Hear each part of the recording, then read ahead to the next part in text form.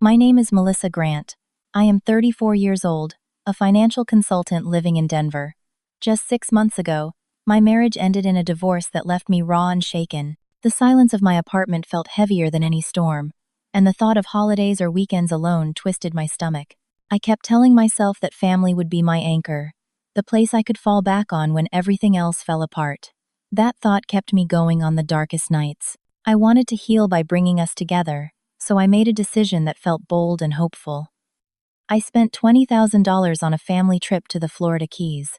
I imagined us laughing on the sand, watching sunsets together, letting the salty air wash away the pain of the past year.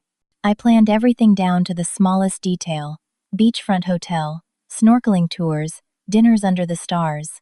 I told myself this would be the start of a new chapter where we stood together instead of apart. When the payment cleared and the plans were in place, I called my mother with excitement rushing through me. The phone rang twice before she picked up. My voice came out bright and eager. I said I could not wait for our trip. There was a pause, longer than a pause should be. Then her voice, flat and distant, came through the line. "We already went last week. Only real family was invited." Her words sank into me like ice. I froze in place, the phone pressed against my ear. Only real family. Was I not real family? My chest tightened as I thought of everything I had poured into them. Over the past 2 years, I had sent more than $70,000 to keep them afloat. I had covered their rent when my father was between jobs, paid utility bills, bought my sister Erica a car when hers broke down. And now, after giving so much, they had gone on the vacation I paid for without me, leaving me behind as though I did not matter. The betrayal cut deeper than my divorce. At least in my marriage, the truth had been spoken aloud.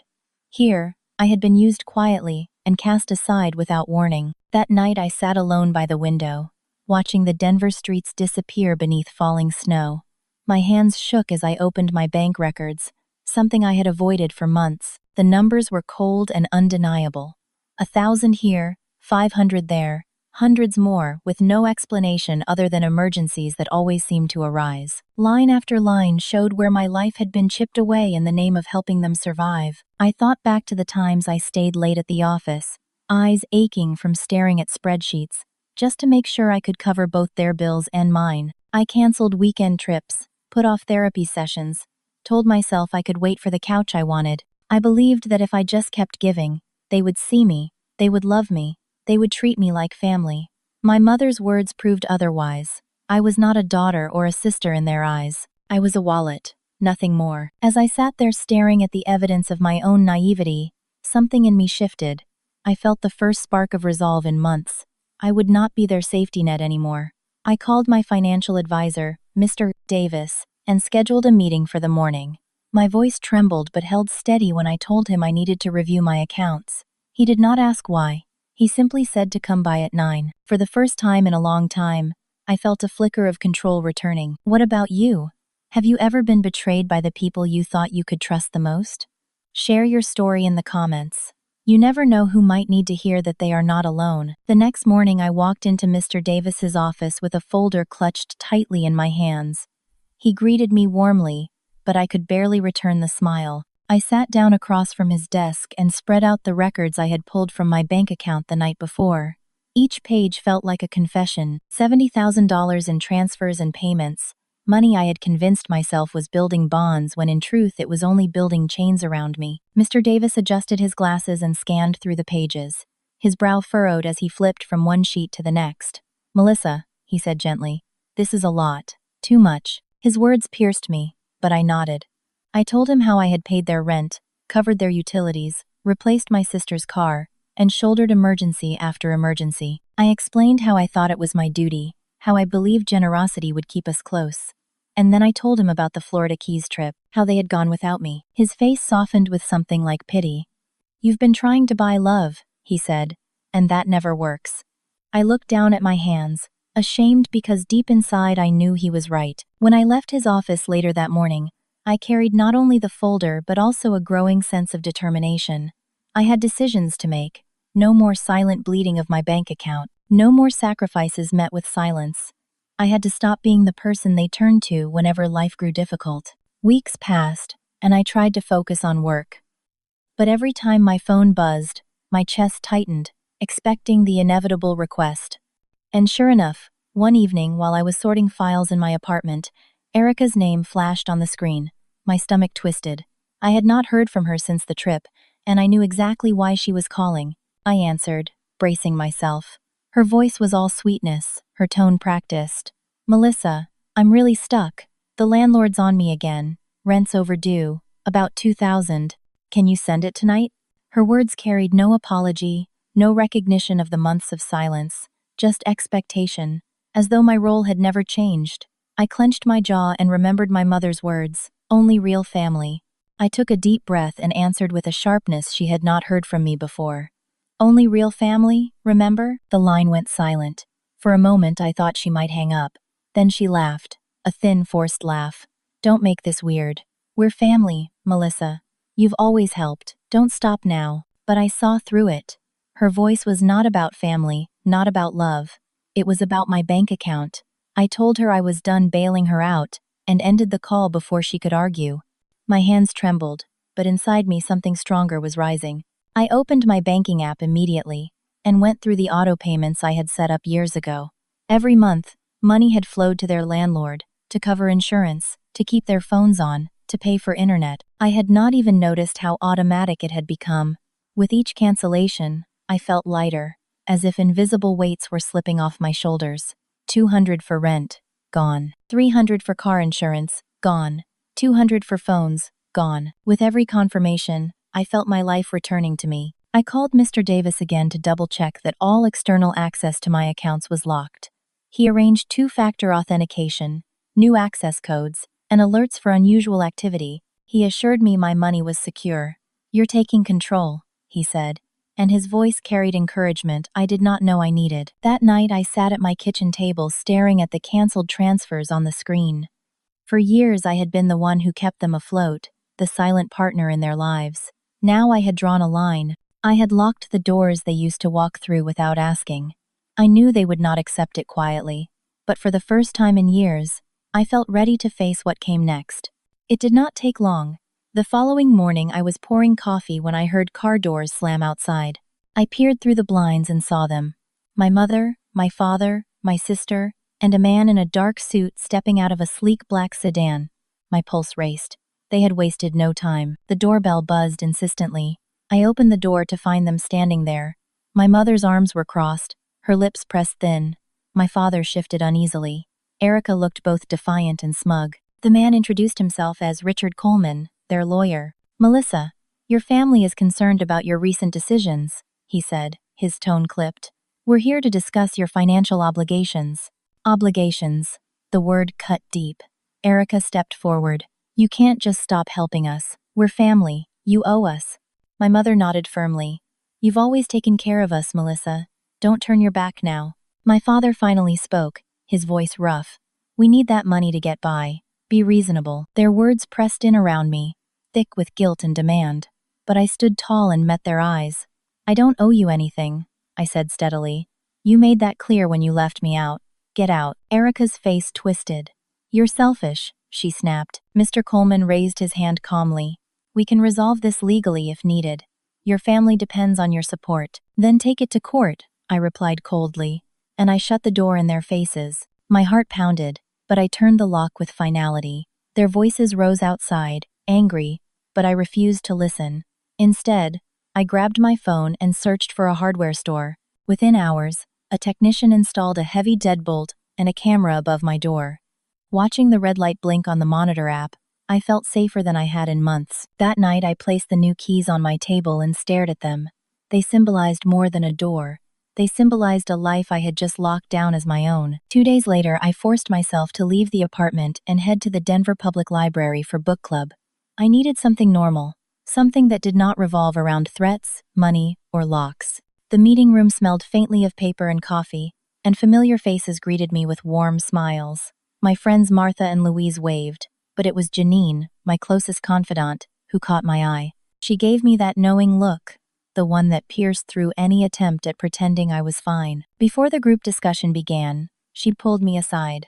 Melissa, you look like you're carrying the whole world on your shoulders, she whispered. Her words loosened something inside me. I exhaled and told her everything. I told her about the Florida Keys trip, the call from Erica, the auto payments I had canceled, the confrontation at my door, and the lawyer who threatened me with legal action. Janine listened without interruption, her hand resting on mine when my voice shook. When I finished, she squeezed my hand firmly. You did the right thing. They don't get to treat you like that. Her support was like a lifeline.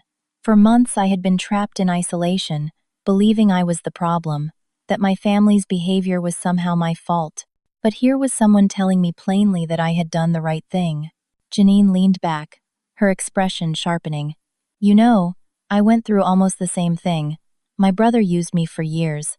Rent, car repairs, even vacations. I thought I was helping, but he was blowing it all on nonsense. When I cut him off, he tried to guilt me. He said I was abandoning family. Sound familiar? I nodded, stunned by the similarity. What did you do? I asked. I got a lawyer, she said. I set boundaries and never looked back. That's what you need, Melissa. Your family's not finished with you, especially if they've already dragged a lawyer to your door. Her words sank into me. I had locked my accounts in my apartment, but I had not yet prepared for the legal games they might play. Janine scribbled a name on a napkin and slid it across the table. Robert Ellis. He's sharp. No nonsense. Call him today. I tucked the napkin into my pocket like a secret weapon. That afternoon, after the book club ended, I made the call. The receptionist patched me through, and a calm professional voice came on the line. Melissa Grant.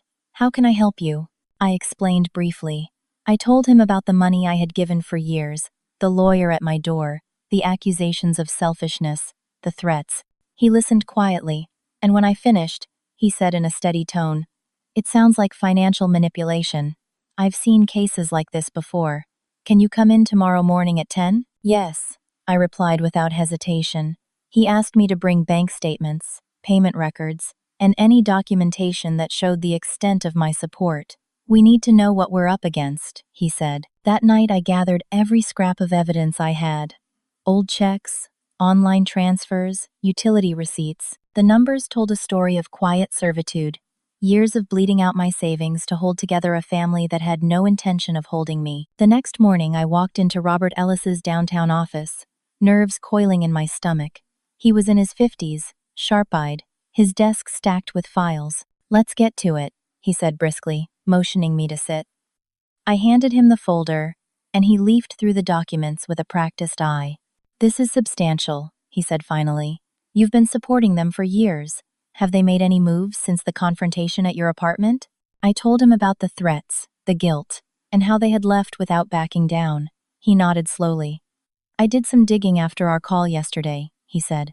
Their lawyer, Richard Coleman, has already filed a preliminary motion. They're claiming you're unfit to manage your finances. They want control of your assets. My stomach dropped. Unfit, erratic. The words stung worse than any insult my family had ever thrown. I had built my career on managing money responsibly. I had worked overtime, earned promotions, balanced accounts with precision, and now they were painting me as unstable. Robert must have seen the fear on my face because he raised his hand calmly. Don't worry yet. This is a scare tactic. We can fight it. You have evidence, your career, your records, your stability. We'll build a case. He outlined the steps. Collect more documentation. Contact the bank for verification. Prepare for a hearing. His confidence steadied me. For the first time since this nightmare began, I felt like I had someone in my corner who knew how to fight. That evening I met Janine at a cafe near the library. I told her everything Robert had discovered. She listened, her expression tightening. They're desperate, she said. They hate that you're standing up to them. But you're not alone anymore. Martha and Louise, who had joined us that evening, leaned in too. You're stronger than they think, Martha said warmly. Don't let them scare you. Louise nodded in agreement. We've got your back. Their words wrapped around me like a shield. For so long I had been convinced I was fighting alone. Now I saw I had allies, people who believed me, who valued me not for what I could pay but for who I was. The weight of months lifted slightly. I left the cafe that night determined. My family could drag me into court. They could spread lies. They could twist my generosity into weakness. But I was no longer the Melissa who quietly signed checks and hoped for love in return. I was ready to fight. The rain was steady that Thursday morning when the doorbell rang. I was buried in work at my kitchen table. papers spread across the surface, when my phone buzzed with an alert from the new security app. The camera feed showed a woman in a gray coat standing outside my apartment door, clipboard in hand. She did not look like a friend or a neighbor. I opened the door cautiously. The woman introduced herself politely. "Melissa Grant? My name is Sarah Taylor. I'm a social worker with the county office. I'm here to follow up on a report concerning your recent behavior. May I come in?" My pulse quickened. A report. I stepped aside, inviting her in while my mind raced. She sat on the couch and opened her notepad. She explained that my sister Erica had contacted their office, claiming I was acting erratically, making impulsive financial decisions that endangered the stability of my family. The words hit me like a punch. This was a calculated attack. I steadied my voice and told her calmly, "I'm fine. This is about my family trying to control my money." Miss Taylor's expression remained neutral. "I'll need to ask some questions and review documents," she said. "It's standard procedure." I did not hesitate. I dialed Robert Ellis, putting him on speaker. "Robert," I said, "a social worker is here because my sister filed a report." His voice came through steady and reassuring. "Melissa, don't panic. Show her your employment records and financial documents. I'll head over right away." I handed Miss Taylor a folder I had prepared after Robert's warning. It contained pay stubs, bank statements, and letters from my employer. I explained that I had been with my firm for 10 years, promoted twice, praised in recent reviews. My finances were stable, my savings consistent, no overdrafts or debt. I told her directly, "My sister is angry because I stopped paying her bills. That's the truth." She flipped through the records, her pen moving across the notepad. "Your employment history is solid," she admitted. "No signs of instability here." I added more evidence, including an email from my boss commending me for a recent project. Her expression softened slightly, though she reminded me she would need to verify everything. 20 minutes later, Robert arrived, his briefcase in hand. He greeted Miss Taylor formally. "I represent Miss Grant," he said. He explained that the report was part of a larger pattern of harassment by my family, who had already filed a motion through their lawyer claiming I was unfit to manage my assets. He handed her a copy of the motion, pointing out the baseless accusations. Miss Taylor read carefully, her brow furrowed. "I will include this context in my report," she said. "My focus is Melissa's current state, not family disputes." Robert nodded. "Then you will see she is fully capable." After she left, I sank into my chair, exhausted but relieved. Another attack had been launched, but it had not broken me. I called Martha and Louise, asking them to meet me at a nearby cafe. They arrived quickly, their faces full of concern. I told them about the visit, about Erica's accusations, about the attempt to paint me as unstable. Martha placed her hand over mine. "They're trying to wear you down," she said firmly. Louise leaned closer. "Don't let them make you doubt yourself." Evelyn, usually quiet, spoke up. "We've got your back, Melissa. Whatever you need, we're here." Their support eased the tightness in my chest. For the first time that week, I felt something close to calm. That night, I sat alone in my apartment and wrote in my journal. I wrote about the visit, about how far my family was willing to go to control me, but I also wrote about the strength I felt building inside me, a strength I had never recognized before. The following weeks blurred into preparation. Robert guided me through gathering evidence, contacting my bank for statements, and working with a psychiatrist named Dr. Klein for an evaluation. She sat with me in her office, asking questions about my routines, my work, my finances. When the sessions ended, she told me plainly, "Melissa, you are clear-headed and responsible. Don't let them convince you otherwise." Her words settled into me like armor. Every attack my family launched only highlighted their desperation. They could no longer count on me to bankroll their lives, so they were trying to strip me of control altogether. But I was not that woman anymore. I was not the daughter who sacrificed herself silently. On a damp Tuesday morning, Robert called. "The hearing has been scheduled," he said. "We'll be in court next week." My stomach twisted at the thought, but I nodded even though he could not see me. I was ready. The Denver courthouse loomed over me like a fortress. Its stone walls glistened under a thin layer of rain as I walked up the steps, my heart pounding in my chest. I clutched the folder Robert had told me to bring: bank statements, letters from my employer, pay stubs, the psychiatric evaluation. Every page felt like a lifeline, proof that I was not the reckless, unstable woman my family was trying to portray. Inside the courtroom, the air felt heavy. Wooden benches creaked as people settled in. I sat beside Robert at the defense table, my palms slick with sweat. Across the aisle sat my father and Erica, their faces stiff with determination. My mother avoided my eyes, her lips pressed tight. Beside them sat their lawyer, Richard Coleman, papers stacked neatly in front of him. The judge, William Carter, entered, and everyone rose. He was a tall man with a weathered face, his voice deep and steady. "Be seated," we began. Richard Coleman stood first. His voice was smooth, rehearsed. "Your Honor, we are here today because Melissa Grant has demonstrated a pattern of erratic decision-making that has endangered her family's well-being. For years she has provided financial support, but recently, without warning, she cut them off. This abrupt behavior is not only irresponsible but indicative of instability. Her family depends on her support, and they fear for her ability to manage her own affairs." He gestured toward me as though I were a stranger, not the daughter and sister who had kept them afloat for years. He called Erica to the stand. She walked with feigned hesitation, sitting down with her eyes cast downward. Her voice trembled just enough to sound convincing. "Melissa has always been generous," she began, "but lately, she's been unpredictable. She stopped helping us without explanation. We're worried about her. She doesn't seem like herself." I stared at her, remembering every late-night call, every tearful plea, every casual request that drained my bank account. Now she was painting me as unstable because I had said no. My father followed. His tone was gruff, his words clipped. "She's not herself anymore. She's cold. We're afraid she's making rash decisions that could hurt her in the long run." Their words twisted reality into a cruel reflection. Robert leaned toward me, whispering, "Stay calm, we'll dismantle this." Richard Coleman brought forward their witnesses. A neighbor of Erica's, Ellen Parker, claimed she had heard I stopped helping the family out of nowhere. Another man, Gary Simmons, a co-worker of my father's, said he had heard I was reckless with money. Robert stood immediately. "Objection, hearsay." The judge sustained, striking both statements from the record. With each objection, their case weakened, the thinness of their claims exposed. Now it was our turn. Robert called Dr. Barbara Klein, the psychiatrist who had evaluated me.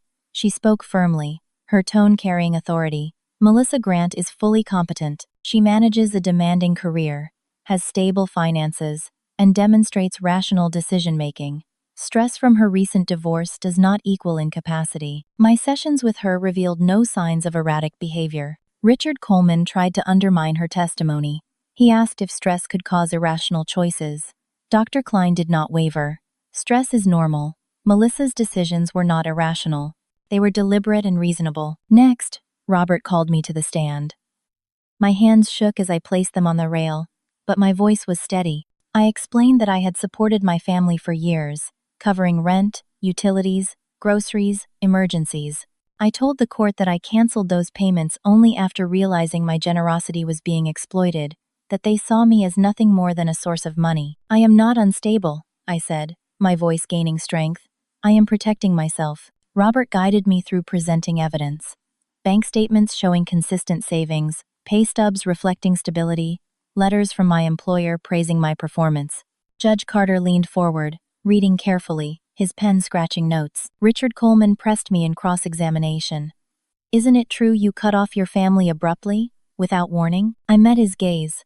"I cut them off after years of carrying them. I cut them off after they excluded me from the vacation I paid for. That was not abrupt. That was necessary." He frowned but moved on, his arguments growing thinner. Robert's closing argument was sharp and unwavering. "Melissa Grant's family has no credible evidence. Their case is built on hearsay, manipulation, and resentment. Melissa's records prove stability. Dr. Klein's evaluation confirms her competence. This lawsuit is nothing more than an attempt to control her finances and punish her for setting boundaries." Richard Coleman responded with emotional appeals about family duty, about loyalty and obligation, but his words felt hollow, floating without foundation. Judge Carter called a recess. I sat on the bench beside Robert, my breath shallow, my hands trembling. He leaned close. "You did well.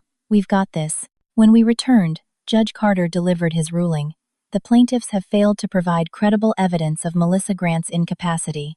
Her financial decisions are supported by documentation and expert testimony. The case is dismissed." The words rang in the courtroom like a bell. Relief rushed through me, my shoulders sagging. Robert placed a steady hand on my arm. Across the aisle, Erica's face drained of color. My father stared at the table, and Richard Coleman gathered his papers without looking at me. I walked out of the courthouse into the drizzle, the air cool and clean. For the first time in months, I felt free. My life was mine again. Over the next few weeks, I began to rebuild. I moved into a new apartment on the upper floor of a modern building downtown. From my balcony, I could see the Denver skyline stretch across the horizon, the city lights glowing like possibilities. The rooms were uncluttered, clean, untouched by old shadows. I filled the space slowly, carefully. Books on the shelves, a few plants by the window, photographs of landscapes instead of family portraits. I bought a sturdy table where I could spread out recipes. For years I had put off small joys, but now I signed up for a cooking class at a community center. The instructor, Linda, guided us through making pasta from scratch. My first attempt was a mess, lumps of dough sticking to my fingers, but I laughed out loud, the sound surprising even me. Linda smiled. "You're getting the hang of it," she said. That night I wrote in my journal about the class. Cooking was not just about food. It was about creating something for myself, something that did not depend on anyone else's approval. I practiced making marinara sauce, determined to try risotto next. Each meal was a step toward reclaiming joy. I also planned my first solo trip. Travel brochures spread across my table, marked with notes and circles. A cooking school in Tuscany, a coastal hike in Maine. For once, I had the freedom to dream without worrying about how much my family needed from me. My savings grew instead of shrinking, and the future stretched out wide and bright. Through a mutual acquaintance, I heard that my family had moved into a cramped apartment on the edge of town. Erica worked 2 jobs. My parents struggled with bills. A pang of guilt flickered, but it faded quickly. They had made their choices, just as I had made mine. I did not wish them harm, but I was not their safety net anymore. One evening, with the city lights glowing beneath me, I wrote in my journal. I used to think my worth was tied to what I could give, to how much I could sacrifice. But my value isn't in the dollars I hand out. It's in who I am. Financial independence isn't just about money. It's about freedom, the freedom to live on my own terms. Later, I invited Martha, Louise, and Janine to my new place. They arrived with a bottle of wine and laughter that filled the rooms with warmth. Martha admired the view. "This place suits you," she said. Louise raised her glass. "To new beginnings." We clinked glasses, the sound echoing in the open space. Their friendship had carried me through the darkest storm, and now they stood with me in the light. As they left, I stood by the window again, the Denver skyline glowing under the night sky. I thought about everything I had endured, the betrayal, the manipulation, the courtroom battle, and the lesson it carved into me. I would never again let anyone define my worth. My life, my choices, my freedom, they were mine to shape. And for the first time in years, I felt ready for whatever tomorrow held. What about you? What moment taught you the importance of setting boundaries? Share it in the comments. Your story might inspire someone else to take their own first step toward freedom. 3 months after the trial, I settled fully into my new apartment. The walls no longer echoed with emptiness, but with the rhythm of my own life, one that was no longer defined by constant demands. The Denver skyline spread beyond my balcony like a painting, a reminder that I had carved out a future on my own terms. The first weeks were filled with small victories. I bought groceries without hesitation, choosing fresh herbs and good olive oil instead of the cheapest option on the shelf. I invited laughter into my kitchen as I practiced dishes from my cooking class. Pasta became smoother under my rolling pin, sauce richer as I learned to season with confidence. For years I had denied myself these joys, telling myself that my family's needs came first. Now every meal felt like a declaration of independence. One Saturday morning, I walked through the farmer's market downtown, a basket in my hand. The air smelled of bread and flowers, voices lively around me. I realized I was smiling, not because I was trying to mask pain, but because I was truly content. A vendor offered me a sample of honey, and as I tasted it I thought, this is what freedom feels like. At night I returned to my balcony with a journal and pen. I poured out thoughts that had been trapped for years. I wrote about the way I used to believe money could buy love, how I thought endless giving would bring closeness. I wrote about the betrayal in the Florida Keys, about the courtroom, about the relief when Judge Carter dismissed their claims. Slowly, Page by page, I began to understand that my journey was not just about money, it was about self-worth. Travel brochures still covered my dining table, marked with circles and notes. Italy tempted me with images of vineyards and cobblestone streets, while the idea of hiking along Maine's coast filled me with anticipation. I saved carefully, each deposit into my account bringing me closer to my dream. For once, my money was mine to use for growth, not survival. Word spread through acquaintances about my family's new life. My parents and Erica had moved into a cramped apartment outside the city. Erica worked long hours, a cashier by day and a server at night. My parents struggled with bills. Their lives had shrunk without my support. For a moment, guilt pricked me, but it faded quickly. I remembered all the nights I stayed late at work to cover their expenses, all the vacations I canceled, all the therapy sessions I never booked. They had choices too, and they had chosen to exploit me. Instead of guilt, I felt clarity. I did not wish them harm, but I refused to let their mistakes drag me down anymore. They were responsible for their own survival. I was responsible for building a future that finally belonged to me. Janine visited often, sometimes bringing takeout, other times just stories about her day. She teased me about my obsession with travel brochures, telling me I needed to book the ticket already. Martha and Louise came over one evening with wine, and we toasted on the balcony as the city lights flickered below. Martha said, "You're glowing, Melissa. I barely recognized the woman you were 6 months ago." I laughed, not out of disbelief but out of recognition. She was right. I had transformed. One evening, I attended a community lecture at the library on personal boundaries. The speaker, a therapist, said something that struck me deeply. Boundaries are not walls to keep people out. They are doors with locks, letting you decide who comes in and who does not. I thought about the deadbolt on my apartment door, the camera above it, the courtroom where I had finally said no. Boundaries were not cruelty. They were survival. That night I wrote again in my journal. I realized that setting boundaries had given me more than protection. It had given me space to breathe, to dream, to rediscover myself. My independence was not just financial, it was emotional, spiritual, complete. As spring gave way to summer, I booked my trip at last. A flight to Florence, 2 weeks in Tuscany with a cooking school nestled in the hills. The confirmation email popped into my inbox, and I sat back in my chair with tears in my eyes. For once, I had chosen something entirely for me. When I told Janine, she hugged me tight. "You're going to love it," she said. "There's nothing like discovering the world on your own." As the departure date approached, I felt nervous but exhilarated. I thought back to the woman I had been a year ago, exhausted, used, invisible. Now I was a woman with a suitcase packed for an adventure, a woman who had walked through fire and come out whole. On my last evening before the trip, I stood again on my balcony. The city lights shimmered below, the air warm against my skin. I thought about the journey behind me, the betrayal, the confrontation, the courtroom, the freedom, and I thought about the journey ahead, not just to Italy, but to a life that was truly mine. I closed my eyes and whispered into the night, "I am free." What about you? When was the moment you realized your life belonged to you, not to the demands of others? Share it in the comments below. Your story might be the spark that helps someone else find their freedom.